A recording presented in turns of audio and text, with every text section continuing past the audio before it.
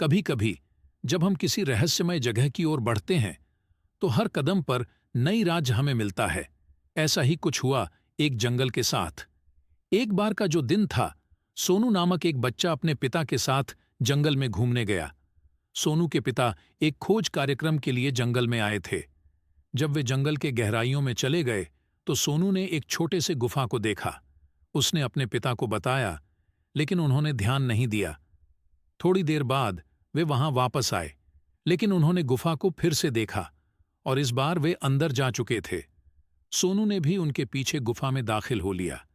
गुफा अचानक बंद हो गई और वे दोनों अंधेरे में फंस गए। उन्होंने अच्छी तरह से देखा कि वे कहीं भटक गए हैं। एक सुस्त सी आवाज आई, कौन है? उन्होंने देखा और एक वृक्ष के पीछे छिपे हुए एक अज्ञात आदमी को देखा। वह आदमी उनसे बात करने लगा और बताया कि वह जंगल का निवासी है और उसे जंगल की एक रहस्यमय बात का पता लगाने की तलाश है।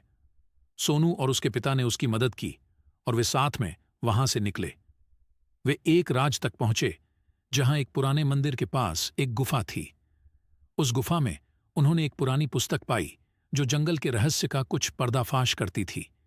ये सच्चाई की खोज में सोनू और उसके पिता ने बहुत साहस दिखाया। वे जंगल के हर कोने को खोजते रहे और अपनी मंजिल तक पहुंचे। फिर एक दिन उन्होंने एक पुरानी हवेली में जाकर वह रहस्यमय वस्तु पाई जो जंगल के रहस्य का कुंजी थी। उन्होंने वह वस्तु ले ली और उसकी मदद से वे जंगल से बाहर निकले।